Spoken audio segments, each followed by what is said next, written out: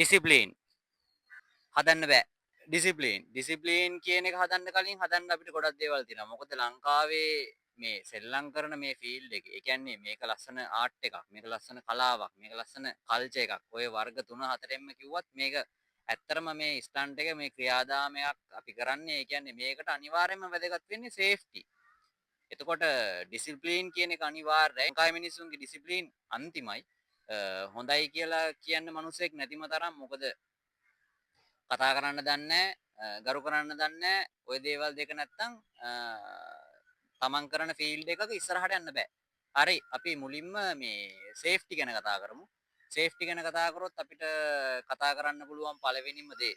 ඒ කියන්නේ මේ ලංකාවේ තියෙන සිටුේෂන් එකත් එක්ක සේෆ්ටි ගැන හිතනවා නම් මුලින්ම මේ අපි කරන ක්‍රියාදාම මේ ස්ටන්ට් වලට අපිට ලාභම ඉක්මනින් අපිට කරන්න පුළුවන් සපත්තු දෙකක්. ගොඩක් වෙලාවට ලංකාවේ හැම කොල්ලෙක්ටම මේ ස්ටන් ෆීල්ඩ් එකේ ඉන්න හැම කොල්ලෙක්ටම සපත්තු දෙකක් තියෙනවා.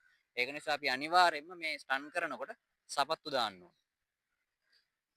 අංක 2 අපි දෙක විදියට අපිට මං කියන්නේ මේ කැප් එකක් දාන්න. ඒ කියන්නේ අපිට හෙල්මට් එකක් ගන්න තරම් සල්ලි නැහැ. ඒ වගේ වත්කම් නැති ගොඩක් අය ඉන්නවා. ඒක නිසා ඒ කියන්නේ මේ ෆීල්ඩ් එකට අලුතෙන් ඇවිල්ලා මේක ඉගෙන ගන්නවා නම් අනිවාර්යයෙන්ම හෙල්මට් එකක් යූස් කරන්න පුළුවන් නම් හොඳයි. හැබැයි හෙල්මට් එකක් නැත්නම් අපි අනිවාර්යයෙන්ම මේ කැප් එකක් හරි දාගන්න ඕනේ. මොකද ඒක ගොඩක් වටිනවා. මොකද හදිසිය හරි කොහේ හරි වැදුනත් ලොකු ඩැමේජ් එකක් වෙන එක නවතිනවා අර මේ කැප් එක නිසා.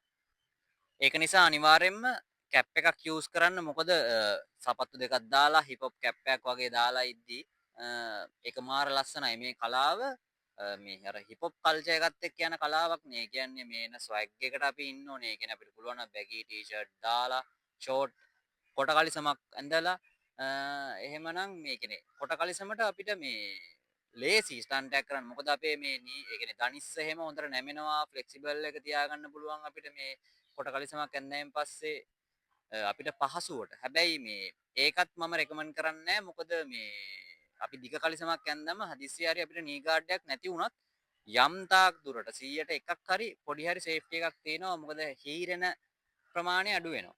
ඒක නිසා මේ ඕක තමයි අපි අඳින ඇඳුම ගැන කතා කරොත් අපි පුළුවන් නම් අත් දිගට අඳින්න.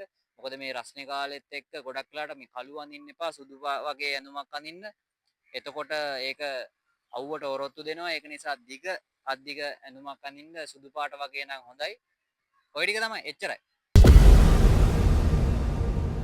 SLMTB boss.